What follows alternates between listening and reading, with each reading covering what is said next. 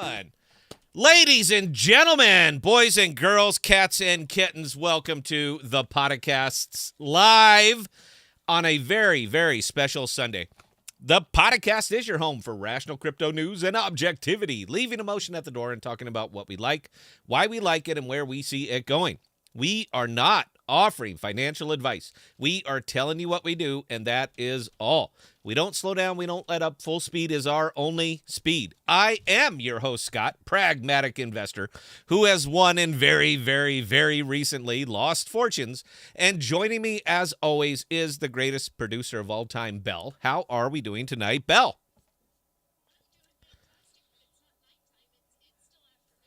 You know what, dude? It's the same thing. I read it every single time. All right. My audience expects a very certain something from me.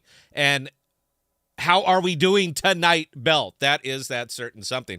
Here at the podcast, we have a tendency to talk about what others are not talking about and bringing the focus onto use case cryptos because, as we know, these are what drive the market and bring innovation to a world that desperately needs it, like Orbem Wars. The status quo is no longer acceptable, and it's time for a technological revolution. Welcome to crypto, and welcome to the podcast. And I can't thank you guys enough for joining us here on this Sunday. I know we're a crypto channel, all right? There's no illusions that we are anything else, but I'm also a huge geek. I absolutely love computer gaming. I love board games. I love role-playing games. I'm a very, very old school gamer. I mean, the very first MMO I ever played was a little thing on AOL. So if anybody here is old enough to actually remember America Online, they had a very, very early, terrible, terrible game, but a very, very early version of an MMO. And I had actually played that on AOL. From there, I rolled to Meridian 59. I rolled to Ultima Online and played UO for years. I went through the whole gambit there. We played EverQuest. We played Shadowbane, for anybody who remembers Shadowbane.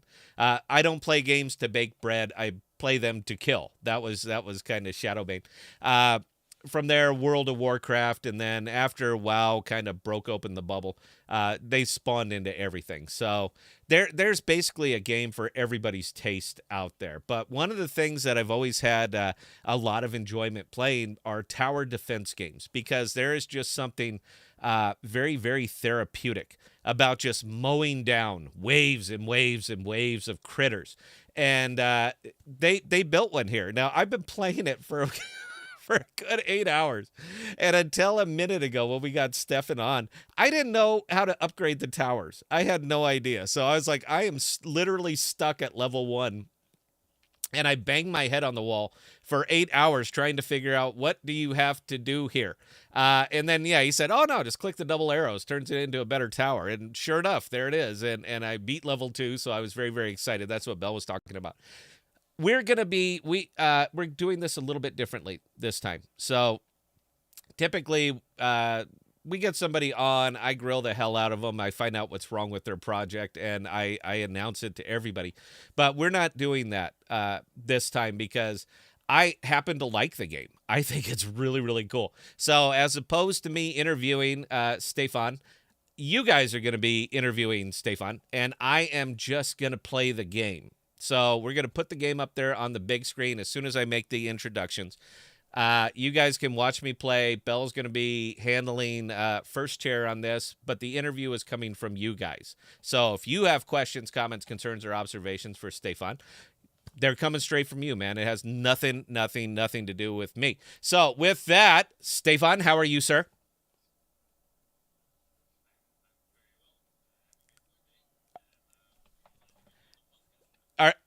Are are you excited, man? You get to show off your game a little bit more. I checked out your guys' Discord, man. Look, you have plenty of gameplay trailers. You have all kinds of good stuff up there. So I mean, it's very, very active. But I'll tell you what, man, you are breaking into our little podcast community right here, and you're kind of doing it in a big way, man. You ready for a fun interview? Because we're gonna keep you here an hour if you got it.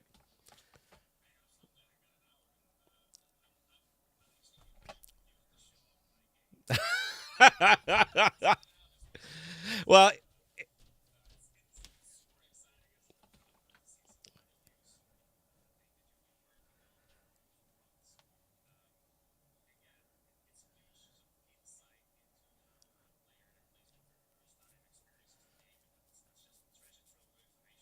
Sure. So you're also kind of an older school gamer, right? I mean, you are a gamer who happens to be building a game, not a developer who's building a game because he thinks it'll sell. You're actually a gamer. So you are building a game for other gamers. What got you into this, man? What made you dream this one up?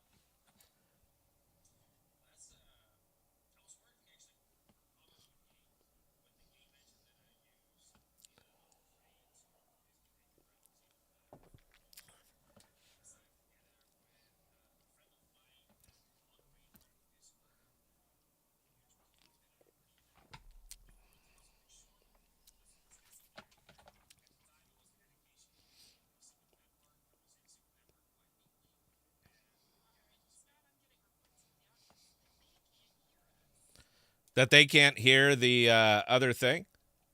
Well, that would be just absolutely awful, and I bet I know why. So, why don't we try that again? Because we had a sound issue last time, guys, when I was trying to set this up. So, I had to mute the audio output because the sound of the game just kept going. So, guys, I apologize for all of that, but we're not actually going to back up and redo introductions because you heard me, and that's where we need to be. But I apologize, guys. That one was absolutely on me. I figured out another way to mute the game sound so that we can do this.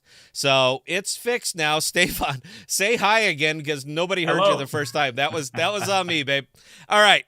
I've done the introduction. Now what I'm gonna do here, man, is I am turning this over to Bell. I'm gonna play Orbem Wars, and I'm not gonna pay attention to anything else on this stream. Are we all good with that? You okay with that, Bell? Oh, yeah. We've already got quite a few questions from one user in particular.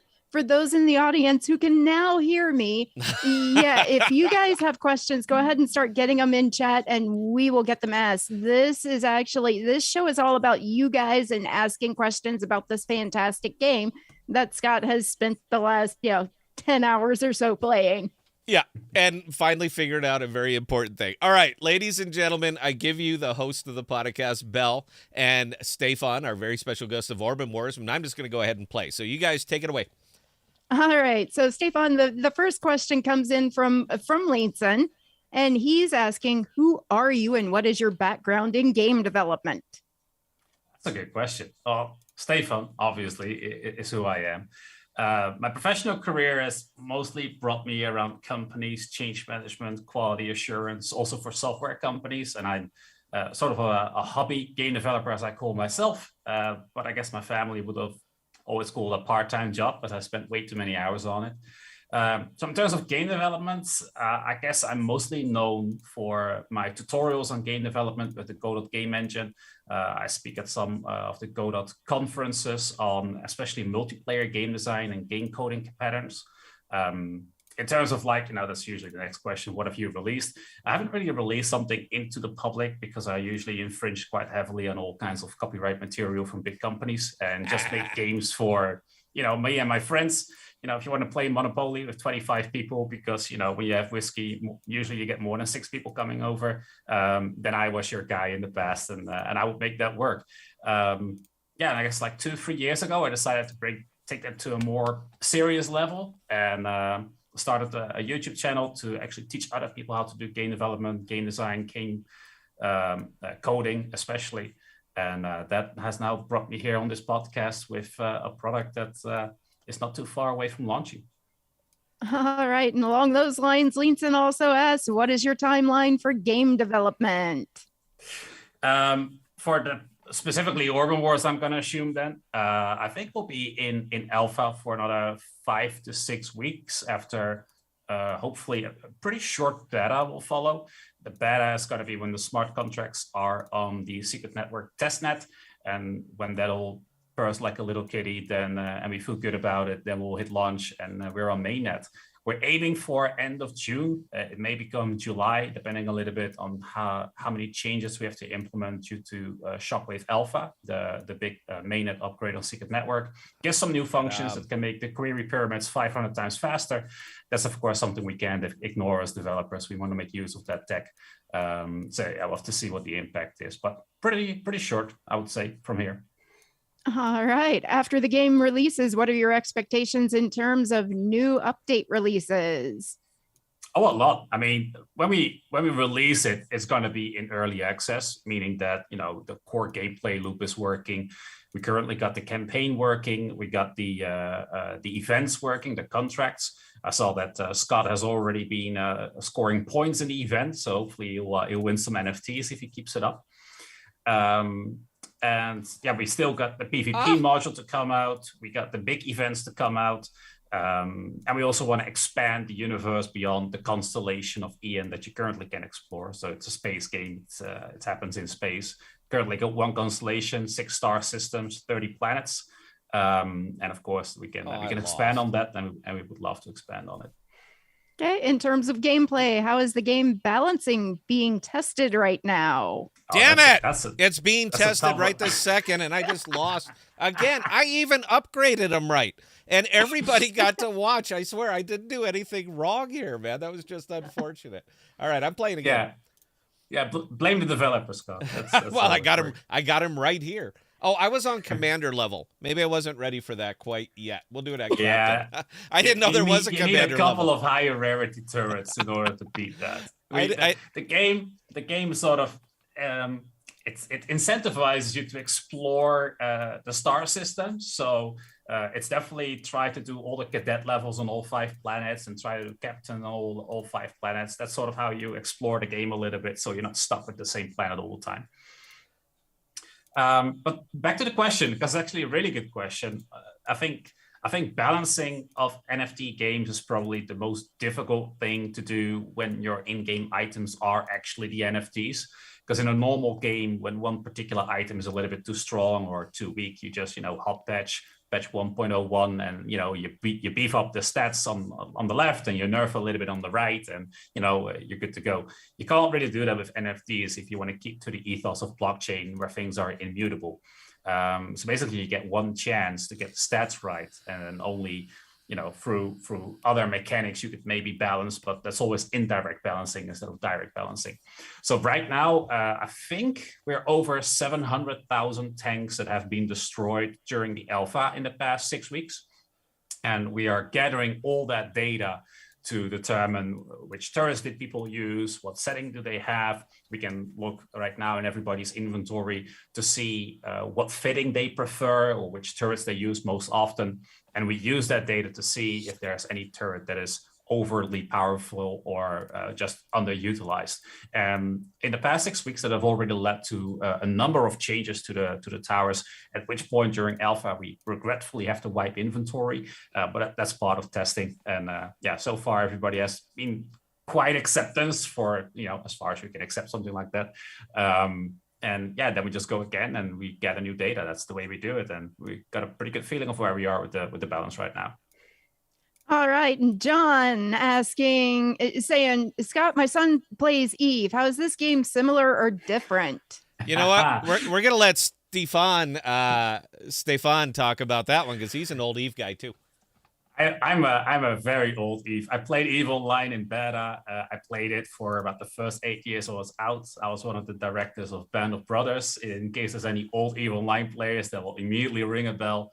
I've been part of the Fountain War, a very, very fun time. And actually, a lot of the mechanics of this game are inspired by EVE Online because it has been basically after EVE Online. There's nothing as complex as EVE Online, and nothing really has ever been able to scratch that itch after I stopped playing that. But some things like, for example, the turrets have tracking. They calculate on every frame the transversal velocity or the angular velocity between the turret and the tank that is currently targeting, and the hit rate of that turret will depend on that transversal velocity between the tower and the turret. So faster tanks require you to use turrets or towers that have more tracking. And you can see all of that in the in-game Wikipedia. You can see how fast things are. And in the armory, you can see the tracking of your turrets. So there's a lot of resistance, armor penetration, armor resistance, tracking. There's a lot of mechanics there that people that have ever played EVE Online and are used to the weaponry will probably recognize. It's not, of course, a one-on-one copy because EVE Online is very complex. We want to keep tower defense a little bit on the lighter side, but you can definitely see the inspiration from EVE Online left and right. All right. Back to Leanson. How many people are to be onboarded to developing the game if the game is financially successful? I don't think that we particularly need much in terms of development power. I think we got that covered. What we will more likely onboard is people like community management, support people, so that me and the other developer that are working on this full time don't have to spend too much time on, for example, support tickets. That's something that we can quite easily offload to people that we can hopefully hire, maybe even from the Secret Network community. I think that would be lovely if we can give somebody a home. And yeah, I think from that point, we can continue development on that and be sure that there's enough new features coming out on a regular basis. And if we need more developers, yeah, I mean, like I said, I've got a YouTube community. I think there's about 1,300 developers and artists in that community right now from my YouTube channel. So I got quite a pool of talent, I guess, that I could resource from. All right. How much time have you allocated for developing the game? Oh, we've been working on this for about a little bit longer now. I guess 6-7 months for full time. I work full time at the Miriam Labs, and my partner that is working on the coding side of things with me is pretty much putting in 40, 50, 60 hours a week as well.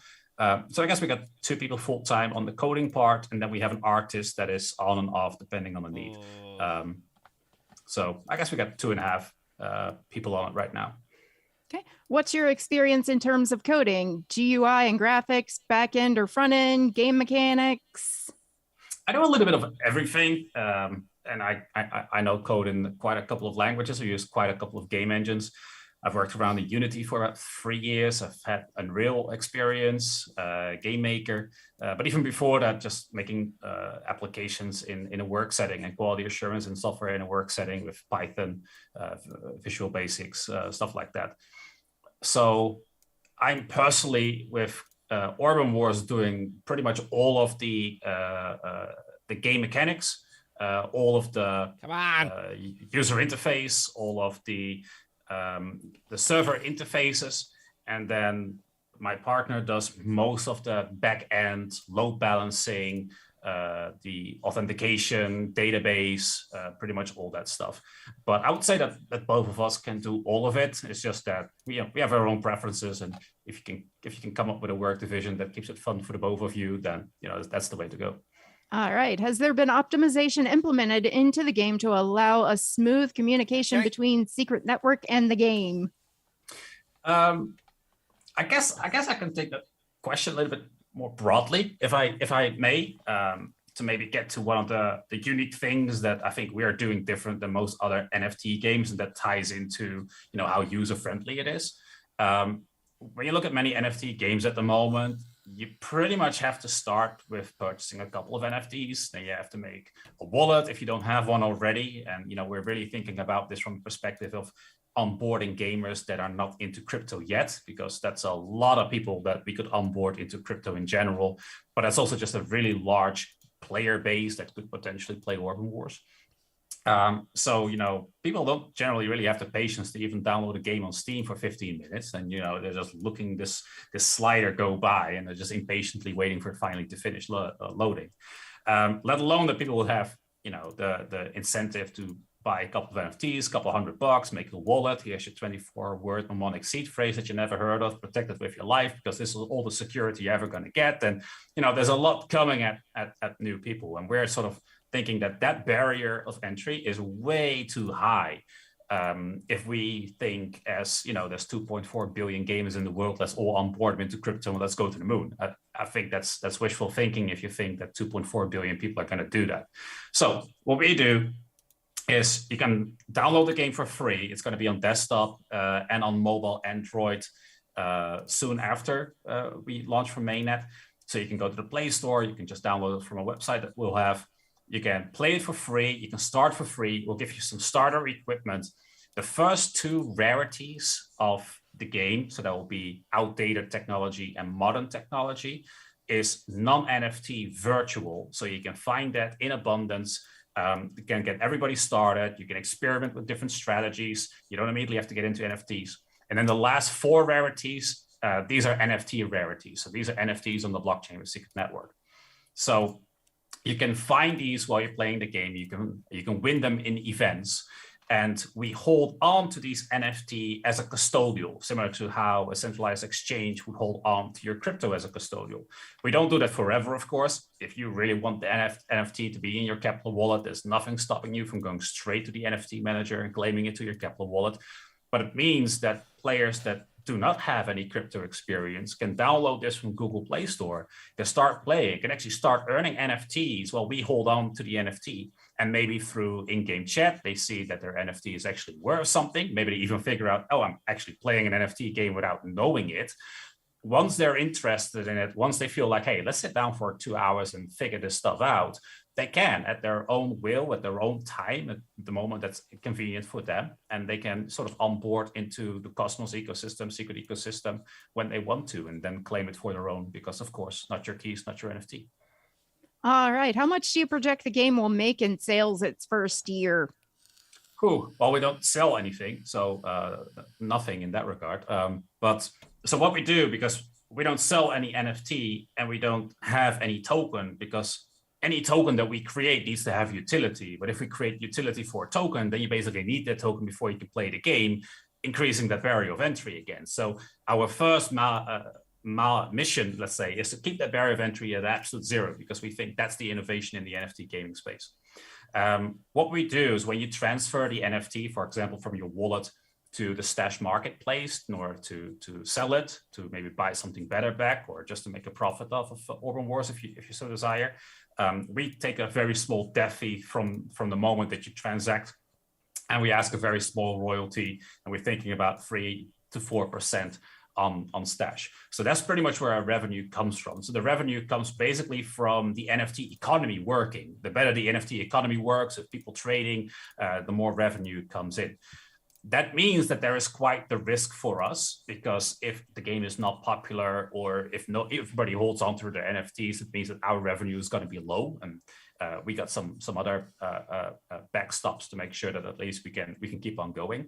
But at the same time, we think that it's a much better value proposition for a gamer compared to, hey, let's sell this NFT collection, let's get a huge cash injection, and every single expense we make afterwards is basically eating into our profits. That's not a win-win situation between the gamer and the game development studio. It's a much better value proposition that the game studio is incentivized to create the best possible experience, and that both player and development studio basically profit or have a better experience as a result of that. So we are definitely on the experimental side with our revenue model, but we think if it works out, it's a much better model than what's currently out there for NFT games. Okay. Is this project completely funded by you, or are there private investors involved? No, it's fully funded by me. Wow. Yeah, you guys are taking a risk. That's awesome. All right. Is this game going to eventually run its own marketplace for the sale of the NFT aspect of the game? That's a good question. I think the biggest advantage that we would have is, and for the players, is that you have an all-in-one experience. You may not even have to go out of the game in order to have your marketplace, which, that's more seamless. On the other hand, Baydrick and his team over at Stash have just done an amazing job of creating a very secure, reliable, and proven NFT platform.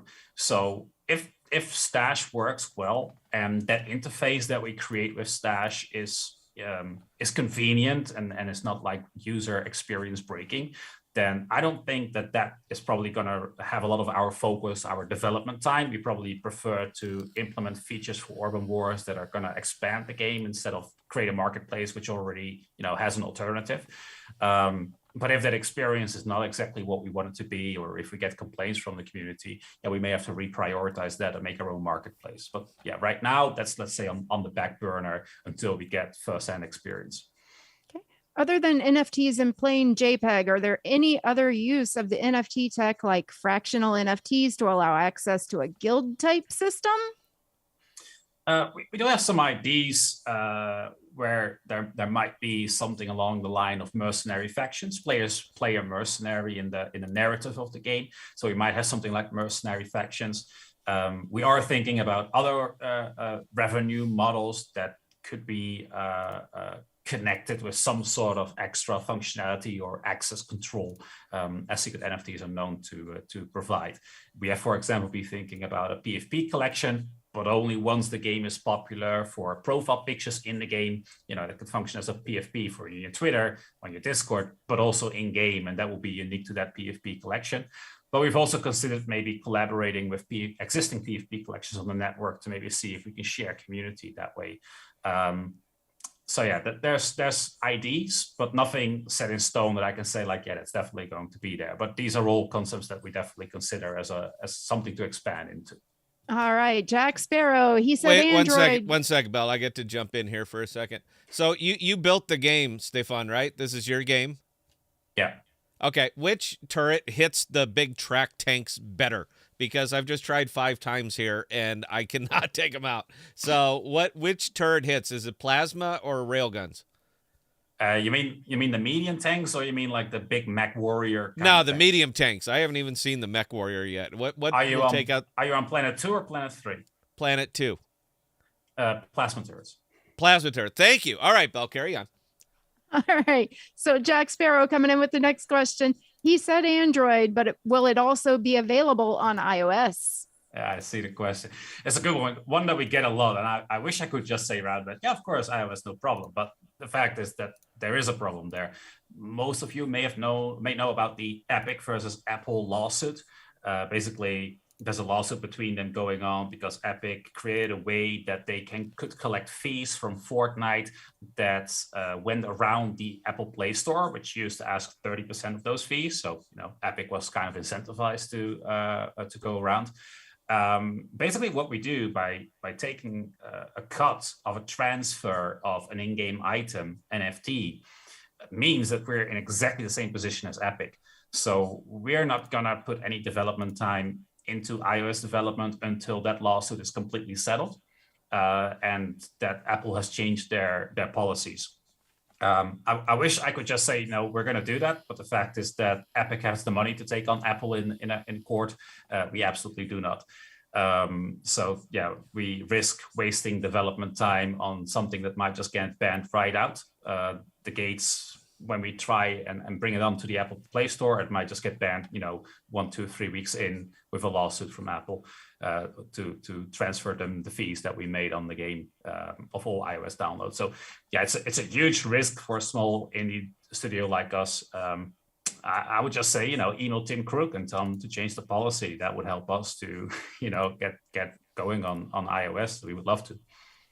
All right. So again, back to questions from Leanson. Game development is costly. So how much would it take for you to break even for the time and money you have put into this game?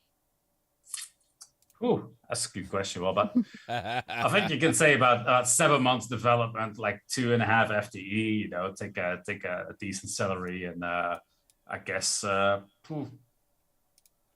maybe like somewhere in the neighborhood of 120, 150K. But at the same time, it's like, of course, like it's not like there's no income coming in at the moment. So I don't really look at it that way. If you look at it that way, I think you may come to the conclusion that it's too big of a risk. But I think the risk should be seen within the context of all revenue sources that one has. And in that context, it's a revenue source that is acceptable for me and my partner. All right. Is marketing going to play a role in onboarding new players, or is the idea right now to market the game by using word of mouth method? We're now in alpha. Sorry, Scott, do you need help? No, I'm yelling at the game, man. Go ahead. Right now we're in alpha, so it wouldn't make sense for us to start using our advertisement budget. But of course, once the game is actually launched, absolutely something along the line of YouTube commercials and stuff like that. We've been thinking also about maybe Brave commercials, but we've heard that they're extremely expensive compared to other advertisement platforms. But there's a marketing jar, a sizable marketing jar that we'll definitely start using once we go to mainnet. Like I said, we're now in alpha. We're going to wipe the inventory the moment that this goes into mainnet. all the items that people win in the events, they can keep. These are NFTs that they will be able to claim along with the airdrop once the game launches. So right now you can already start earning real NFTs in game, but yeah, they'll just drop to you in your wallet at a later point in time. But yeah, since we're wiping that inventory, if we spend a lot of marketing budget right now, you get people excited, you get people onboarded, then you wipe it. And yeah, when you already market for a game, you expect that the things that you find you can keep. And that's not the case yet because we're in alpha. So we're not marketing yet, but we will definitely in the future. All right. So what in the game is going to be behind a paywall? Nothing. Okay. What will the game make use of in an in-game currency? So right now, there's not actually an in-game currency, although there is probably going to be, I guess, what you could call an in-game currency. That's research parts. It's basically the stuff that you find on the battlefield after you've blown everything up.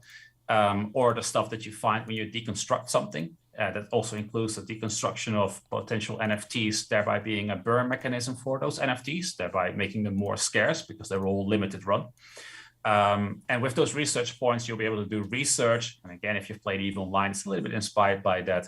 It's a way that we can reward veteran players, or at least keep making sure that veteran players have a small edge over players that may have got a really big bag of money and just go on stash to buy the best turrets that they can find for their money. The veteran players will have their research up in the research tree, and then we'll always be able to have at least somewhat of an edge. And that sort of balances out the always present pay to win effect of NFT gaming. All right. Could a DAO be in the works? Potentially, but I would say the chances for that are relatively low. And maybe this is just super arrogant that I say that, but generally gamers have very strong opinions of how a game should work. But being a game developer for 13 years, there's absolutely some things you should absolutely not do. And I can see a DAO maybe making some choices that could break the long-term sustainability of the game. So that's something that we're really protective of, because, you know, if you have NFTs in a game, you can also see it as sort of like an investment, or maybe you even pay money for those items. And I think it is up to us, our responsibility, to make sure that those NFTs are going to hold some sort of long-term value, assuming the game stays popular long-term. So a DAO could maybe break that structure. It's something that I would have to research, and I haven't had enough time yet in the last couple of months to give that the time it needs to come to a conclusion on that. But I side to the no on DAO. All right. Well, the NFTs have a royalty fee, and if so, where does this fee go? So yeah, there will be a royalty on the trade volume of stash. Like I said, about 3 to 4%. Where it will go, it will basically go to the development or otherwise compensation of the work we've put in the last 6-7 months. Okay. Would a community treasury be implemented to store the fees for the development and marketing of the game? Oh, one more time. Would a community treasury be implemented to store the fees for the development and marketing of the game? I haven't actually really thought about making that some sort of a community treasury. Something to think about. I'm going to write that down. Okay, moving on to community. And again, these are all questions from Linson that he sent us via email. And that, yeah, guys in chat, if you guys have any questions, definitely don't hesitate to drop them and we will get them asked. Okay, so is there going to be a community aspect implemented into the game itself?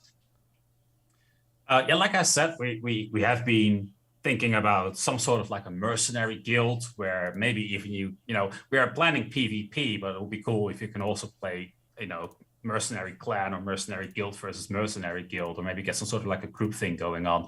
We're definitely implementing chat systems for global chat. And of course, once we would have mercenary guilds, we would also have guild chats. And yeah, from there, it's, I guess, just a small stone throw away from guild versus guild warfare. How we could exactly implement that is something we'll have to think about in a tower defense context. But it's definitely something that we want, because, yeah, I mean, crypto, it's all about community. It's all about, you know, gathering around something that's cool. And we think we're building something cool. So now we got to make sure people can gather around it. Yeah, absolutely. All right. How heavy of a role are you going to play in managing the community around the game? I guess, now at the start, it's I guess what I'm doing right now. It's talking about the game, but also talking about the vision we have on NFT gaming. Like what I just said.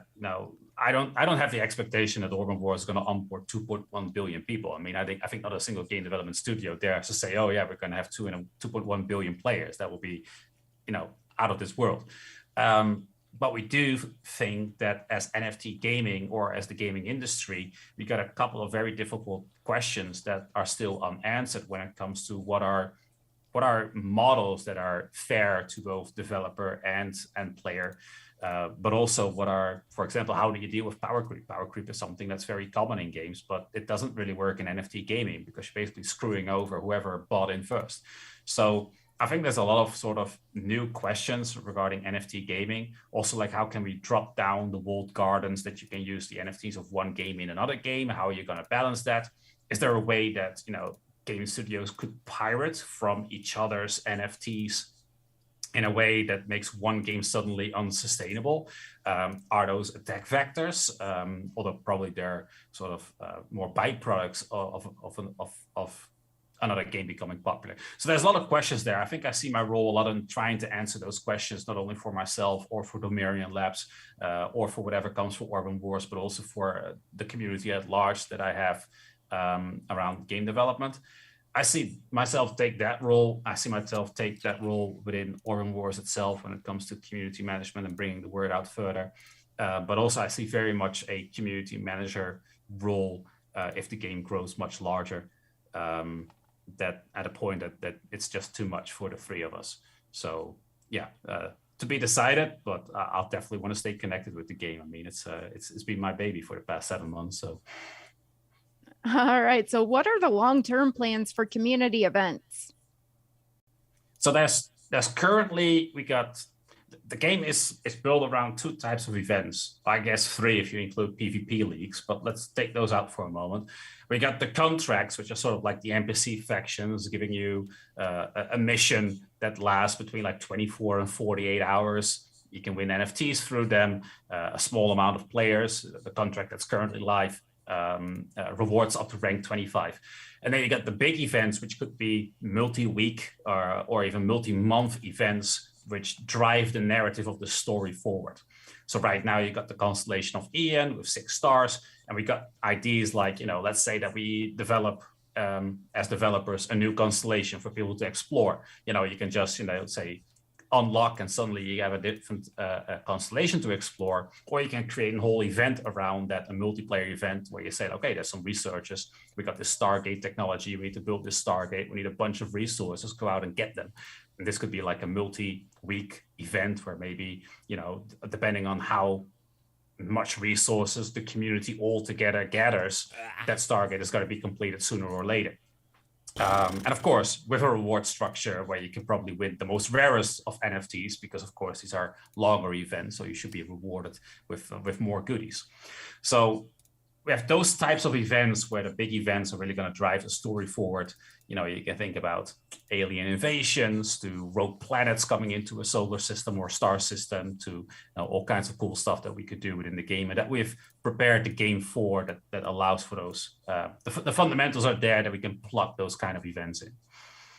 All right. So Leenson's also asking, where is the account of the player stored and what information is needed to have an account within the game? To have an account in the game, well, we ask you to give your email address, not so much because we need your email address, but if you ever forget your password, you just hope that there's a password reset button somewhere. And in that case, we do need an email address. So that's why we ask for that. We need an account name, we need a display name, we need a password. And that's pretty much it to get started. Like I said, we want the barrier of entry to get started to be as low as possible. So at that point, you don't have to give your Kepler wallet yet. You can pretty much play the game at that point and just, leave us be the custodial of your NFTs if you're comfortable with that and you don't want to ever connect your Kepler wallet. But if you don't have your Kepler wallet connected, it also means that you can never export an NFT and send it to Stash or import an NFT that you just bought from Stash. So the moment that you're sort of like at that point, it's like, hey, I want to do more of these NFTs. I want to take them in, take them out. That's the moment that basically you give your Kepler address, you connect it to your game account in an NFT manager. That would be like a website, a portal. And from that moment, you can then basically transfer NFTs around. So that's sort of the information that we ask at those two different stages that we identify for low barrier of entry reasons. All right. So can the player at the time of the account creation select to make the account using their Kepler wallet instead of the wallet the game has custody of? So there's not like a wallet per player. It's very similar to like how an exchange works. You know, when you send secret to Binance, you always send it to the same secret address on Binance. Binance doesn't have a secret address for every single account on their platform. That's why you got to give them memos so that they know which account to internally credit on their servers. Works very similar for Orbem Wars, where basically we have the developer wallet that keeps these NFTs, and on the developer wallet will shut off the transfer possibility so that, you know, we can't really touch it or any way, so that people have some sort of like security around that. And then, yeah, when you create your account, you don't need to give a Kepler wallet. You just connect your Kepler wallet later on. But you don't have like a double wallet ID. There's not like an internal extra wallet or something like that. All right. So tell us about some of your favorite features of the game. What I really enjoy is when I get a new drop, and it's just to compare the stats and to first of all, of course, it's always great to get some new gear that is better than the gear that you had. So that's one thing that I really like. There's also a lot of randomness to that. Like I said, there's 6 rarities, but within the NFT rarities, there's also like a stat range that can drop. So there's a lot of randomization on those stats. So, you know, even the same rarity of the same turret can have different stats and therefore can be better. And I guess I think I'm really on Scott's level. I just really love to see a train of tanks come in and just see all those explosions, and the more explosions within, you know, a single second, the better. I really love blowing stuff up. All right. So 416 Bitcoin, can we rent out our NFTs to scholars and have them play? Yeah, it's a little bit, I guess, similar to the whole Axie Infinity concept, where you have the scholars and that people can sort of get started through sort of scholarships, they call it in Axie Infinity. We currently have no intention to implement such a system because the first 2 rarities of Orbem Wars items are virtual, so they're not NFTs. That way everybody can get started. So there's less of a need for the scholarship kind of situation. But, you know, since NFTs are sort of like public open source, kind of like, I guess nothing stops somebody else from building such a scholarship platform around the NFTs of Orbem Wars. I definitely see that being a possibility, and maybe in the future we will ourselves. But I think I first want to see how players interact with the game, considering that not all items are NFTs, and we have the mechanics in place for people to get started without an upfront investment. And if then still it is clearly visible that something like a scholarship program should be facilitated, I'm definitely willing to consider implementing that. Okay. So on the Secret Network page, it is advertised that, you know, the mercenaries can bring 5 turret types into battle. Can you break down those turret types? Well, you can bring 5 turrets, and we have a total of 12 turrets at least planned, and there's probably going to be more turrets as we develop the game. So right now you got your light, your medium, and your heavy turrets, which basically the heavier, the less tracking, but the more armor penetration. So you can take down heavier tanks. Right now we already have the mobility jammer in there, but we also expect other jamming turrets to be there in the future, maybe a tracking jammer or a range jammer or whatever. And then we're also going to have support turrets. So support turrets could maybe heal other towers over time when they're in the vicinity. Or we could have tracking boosters or damage boosters or something like that. So we're basically going to give you a whole a toolbox or toy box, however you want to call it. And you decide which 5 of those you select that you think have the best synergy based on the particular rarities of what you have. And what we expect is that, you know, players will probably be lucky at some point, or they do well in an event and they get one tower, which is, you know, much higher rarity than their other towers is. or are, and we expect them to sort of devise a strategy around that one tower to boost that tower to its absolute maximum by finding synergy with other towers. And because everybody sort of gets different towers, because all these NFTs have, of course, they're rare and they have a limited run, it also means that, things like strategy builds, like when you look at Diablo or even EVE Online, you can find builds online, guides online, say like, oh, fit your ship like this, or hey, do your build like this, fit these skills, and it will always work. But in Orbem Wars, not everybody has the same stuff. So we expect a lot of different strategies, and that should also make the PvP a lot more interesting, because it's just a lot less predictable what the enemy will bring. So we're very curious to see how that interaction will develop. All right, question in from John, and I have a feeling John is just listening and not actually watching the video. But John is asking, are we able to give identity to the enemy? For example, your Ukrainian turrets firing on Russian tanks. I see what he did there. I like that's funny, man. We got an interesting crowd.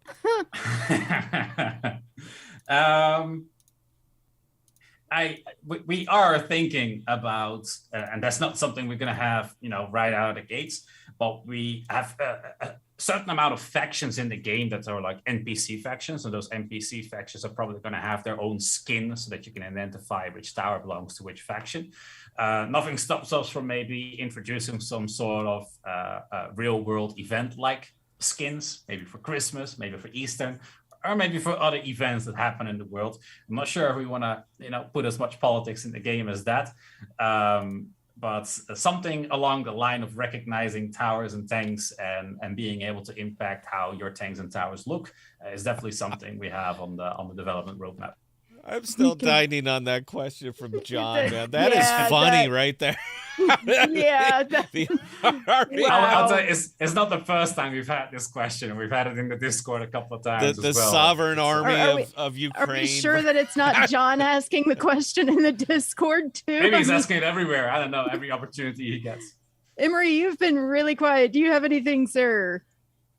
I haven't actually got a chance to play the game yet, but I will really soon. I'm just enjoying the questions because, as always, our Discord members are pretty sharp, and I'm enjoying the questions that are being asked right now. And thanks, Stefan, for answering them so elegantly. It seems like you've been through this more than once. Oh, absolutely. I did promise that our channel, our users were gonna ask a lot of really good questions, and you guys have totally. That's why I wanted to be here. Down. And you know what? I think some of your questions, guys, have even left Stefan, a little. Scratching his head a little bit, which is what he wanted. You heard it himself. Now, Linson actually did have just a couple more questions. So, Stefan, I hope you're ready for these. Keep them coming. All right. So, NFTs have been just the hyperlink to the real image, as these images are too big to fit in the smart contract. Where are the NFTs stored? Good one.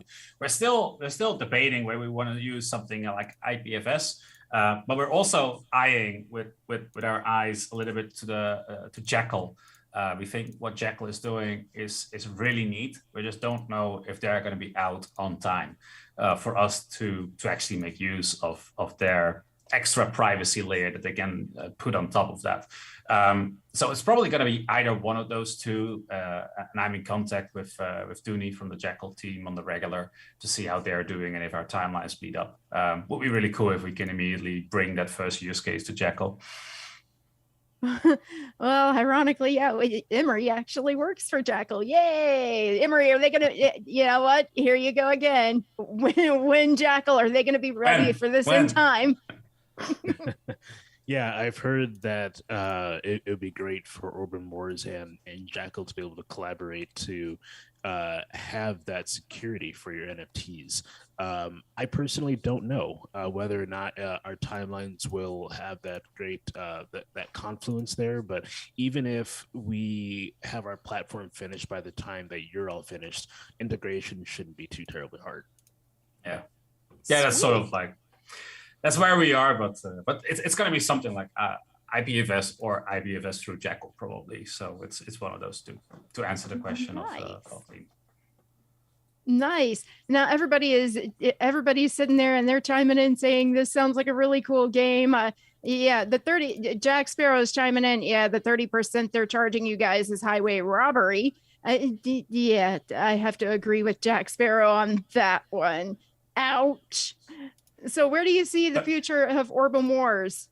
I think the 30% was in relation to Apple, because I'm not charging 30%, but No. No. just so we're sure on that. No. Where do you see the future of Orbem Wars going? It's really tough. I can see it. I think that's true for any indie game development studio, and I think that's true for more broadly any creative endeavor. Whether it's streamers or podcasts or singers or actors or YouTube creators. It's usually always that 99% of the audience finds their way to 1% or 0.1% of the actual artists or creators that are all vying for attention, and that's no different in the game development space. Just the statistics on Steam are absolutely brutal. Like if you take the top 20% of all games that's being released on Discord, so you already ignore the bottom 80%. Of the top 20%, the average game, and that includes the AAA studios with their great games, the average first year revenue of those games is around $18,000. So that's barely, it's not even, it's like half a year income. So when you think about it, the balance is really skewed towards a very small set of games. And when you ask, what is your expectation? Well, it's not in the middle. It's either going to be below it or it's going to be way above it. And of course, we're aiming for above. And we think we bring some unique features and a unique take on the NFT interaction and the way that we onboard new players, I think is a great way forward, or a step forward in the industry. But time will tell how big it's going to get, and it's either us putting a lot of money in marketing or us trying to keep up with the community. It's one of those two. Okay, so right now, who is your target audience? So basically, our target audience is, of course, pretty much like any person that likes casual gaming tower defense. But when you target a very large, broad audience, you end up not being able to convince anybody. So the way basically that we have our marketing planned out is that first, Secret Network users. We got like 200,000 wallets or something like that on Secret Network. There's no doubt a couple of double wallets in there as well. But those are people that are really close to what we're doing. They're following it. We get a lot of opportunities to be out there. Me, myself, being the ex-education committee leader, of course, got a lot of connections. So they're pretty much our first target audience that we consider, let's say, our early innovators in marketing terminology. Then probably more broadly, Cosmos or crypto, maybe Axie Infinity players that Axie Infinity kind of has to implode on itself considering their NFT economy. So probably people are going to look for something new. That's probably like our early majority, let's say. And then from there, it's always sort of like the same sort of thing is true, that to get from 1 to 10,000 downloads on Android, Google Play Store takes you the same amount of marketing budget as it requires you to go from 10,000 to 1 million downloads. Because simply nobody is downloading a game that has 3 downloads on the Android Play Store. It's like automatically, like, oh, that can't be good. It's like it's only got 3 downloads. So getting to that first 10,000 mark is incredibly important. But if we can do that with the existing Secret Network or broader Cosmos gamers, then we have to spend much less to really steamroll forward with the more general gaming audience that may not even have a crypto wallet yet. So that's sort of like our marketing strategy and how we plan to roll out. So our target audience sort of shifts over time as we think that our marketing budget is best put to use. Now, I have to say, from what I'm seeing on my screen, gameplay looks like it's smooth and the graphics are decent. How much time did it take you guys to manage to bring all that together? Because without gameplay, your game's going to die right there. And it looks like Scott's able to play very fluidly and without Wait, I might have beat captain level. Hey, victory! Looky there, man. We're getting it. I've been beating myself to death trying to get this, man. Look, it's it is a good looking game. Now, for me, as an old gamer, man, I'm always going to defer to gameplay over graphics. Graphics are great, but for the most part, it's virtually impossible to find the perfect game with the perfect graphics. It just doesn't exist. It seems like one gives way to the other, and based on this, what I'm seeing here, the graphics are they're decent. But the gameplay seems to have a lot of depth to it, man. I mean, I've been going at this for an hour, and I think I won about 2 battles. I keep trying different things, different strategies, moving stuff around, trying to figure it out. I would very much prefer a pay-to-win button. So if you guys ever going to implement that, send me an email, and I'll just give you money and give me the good stuff. Because aside from that, man, look, there is I'm just, even in this playing the first couple levels here, man, the strategy that goes into this is you really have got to put you've got to try things. You got to try different things. You got to move turrets here and there. You've got to, do I upgrade them right at the beginning, or do I upgrade as as I go? Do I just put in a whole lot of small ones and kind of hope for the best, or what do I do here?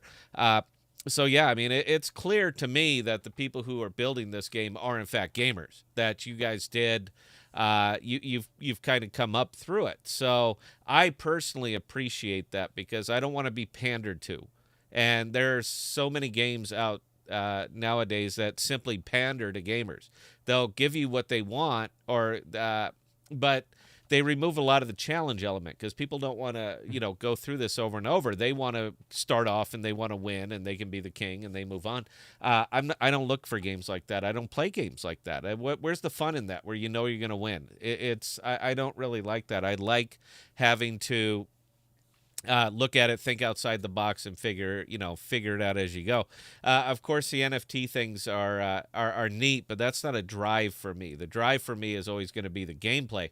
And for what it's worth, man, look, you guys have built a really neat game here. I mean, it is fun, and I, as a gamer, can tell that it was made by gamers, and I'm always going to defer to that position on a game. Aside from the rest of it, the economics, all that other stuff, honestly, man, I'm sure you guys are going to do fine with it. It's a little tough right now because the crypto market is so bad. So anytime you're launching anything that's even remotely associated with cryptocurrency, such as NFTs, it's going to be a tough sell, man. I mean, it's just really, really tough. But I think you guys are going about it the right way, and the fact that you are making a tower defense game that uses NFTs as opposed to an NFT game that is, kind of implemented with tower defense. So it seems like you guys are putting the gameplay first and the other part of it second. So I can personally appreciate that. Emery, I know you like these kind of games, man. The download link is a little bit hard to find. If I had any critique, it would probably be that. But aside from that, I mean, it's up, it's playable, it's smooth. I know the graphics. If you guys decide to spend a lot of time that direction, that'd be great. I'd much rather see you continue to spend time on the back end of the development and make sure that power creep doesn't happen. And by the way, guys, when we were doing our pre-interview with Stefan, I knew right away that he was a gamer, because as soon as I said power creep, he knew what I was talking about. And as somebody who's usually more than happy to limber up their wallet early in a game, I despise power creep, because I paid money for this, and it's effectively, worthless now. So, and I think a lot of people who came up through World of Warcraft, from World of Warcraft Classic to Burning Crusade to Cataclysm, knows what I'm talking about when I say power creep, because there were epic quests that you did in EverQuest Classic, and then the very first green item you get dropped from the critter over in Burning Crusade is better than pretty much any epic thing you would have found in the old world. So that's power creep, and I personally, I don't like that. I think it's cheap. I think it's pandering. I really do. So I like that they're spending some time, man. I think you made a really neat game here, dude. I really do. And Thanks, man. Thanks a lot. yeah. And for the podcast, dude, we're happy to help, man. Look, we'll kick you out the gameplay videos, but I'd like to have you back with just a one-on-one, me and you, because I'm going to play the game and I'm going to yell and I'm going to curse. And I want you to tell me what I'm doing wrong. I want some personal coaching here. That sounds because good. That sounds why good. do your turrets do your turrets prioritize the weakest target, or do they prioritize the target that they hit the most effectively? Because I'm watching these things go, and I'm like, shoot this one, shoot that, and it didn't shoot that one. The little red one with just a little dust of life just kept cruising on by, and they're hammering on this big tank that ain't breaking. So that's a gameplay question from you, man. Yeah, no, absolutely. The turrets, they hit their preferred class. So a medium turret will first target medium tanks, and the light turret, the Vulcan cannon, will first target the hover tanks. So they search their class first, because if a plasma turret were to try and attack a hover tank, it will probably miss in most times, because it simply doesn't have the tracking for it. So we kind of optimize the target priority of the various towers based on that. And then the tanks, they target whatever turret is most damaged, or if a tank is being targeted by a mobility jammer, it will automatically prioritize the mobility jammer, because the tanks don't like to be jammed. Yeah, and I noticed that they kept blowing up my mobility jammers. All right. Yeah. Sir, look, I had a wonderful time playing your game for an hour. I cannot thank you enough for this. We're coming to the end of this, sir, so I will give you 60 seconds. You're on the big screen. Say whatever is on your mind. We'll hand it over to Bell. I guess what I would say is partially in reaction to what you just said, and I guess maybe what people can expect. They've seen the gameplay from you, and I guess what can you expect to be different between what you saw now and what we expect to launch in, let's say, 2 months' time. First of all, graphics. Right now, the tanks and the towers are final models, but everything you see else, the paths, the grass, the trees, the decoration, that's all still placeholder. What we intend and what we'll implement before we go live is that every planet that you visit, if that planet is Martian-like, you'll get a Martian-like red kind of cratery landscape. If you go to that ice planet, you'll get some sort of like an ice surface. So right now, the whole world is basically still placeholder, and those graphics are definitely going to get a big bump up. What more? Upcoming Tuesday, we have another update. So that's in 2 days already, where we're going to implement geostorms. All these planets, they orbit around different stars. All these stars have, of course, like radiation. So we're going to have things like dust storms, ion storms, magnetic storms, solar flares, all that kind of good stuff. And that will be a mechanic to us to implement randomness. So you might play a map, you may know how to play it, but then suddenly you got a storm and your plasma turrets deal, 10% less damage or 10% more. So we are planning to implement some randomness to ensure that the game is not as repetitive, especially when you play the events and you play one planet over and over again. So I guess there's some stuff that people can look forward to for the actual mainnet release in 1.5 to 2 months. And I guess I'll invite you to the Discord. Feedback noted on the findability of that download link. But come join the Discord, download the game. Like I said, there's an event going on right now. I think it's still active for another 2 hours. Scott, you already put yourself on the leaderboard. So assuming that nobody overtakes you, you're going to get an NFT as well. But there's NFTs to win, and we have these events pretty much every week. So if you want to get like some early toys that you can use during the mainnet launch to get a head start, great time to start playing. Excellent, man. Look, I personally, I can't thank you enough, man. I will always spend time with gamers. Dude, we're our own animal, man. And if you're not a gamer, you're not going to understand us or why we will dedicate so much of our lives to playing a stupid game, man. It's not about the game. It's about winning the game. That's what matters. It's about winning it. And I don't see me winning this one, dude. I mean, you got some depth to this. There is a lot. For any EVE Online player, you're going to understand. All right, as soon as you come in, you're going to start seeing what you can actually do, manipulate. You're going to get it. So I had a ball. Thank you for letting me play your game. Belle, if you could, ma'am, talk us up, talk us out, guys. It's been just wonderful. All right, ladies and gentlemen, those of you who joined us on this very special Sunday afternoon live stream, we do appreciate each and every one of you guys. Now, with that being said, thank you for asking the fantastic questions today. Wow. Again, you did not let us down there at all. Just throwing that one out there. Now, with that being said, we are going to be back on Tuesday night at 7 p.m. Central Standard Time with our next live stream. We do seriously appreciate each and every one of you guys. If you guys have any questions, comments, concerns, definitely don't hesitate to drop Scott, Emery, and I an email, scott@thepodcasts.com, emery@thepodcast.com, or bella@thepodcast.com. And if you guys have any questions for Stefan, go ahead and get those emailed over to me and I will forward them on and we'll make sure those get answered for you. Now, with that, ladies and gentlemen, again, we thank each and every one of you guys and we will see you next time.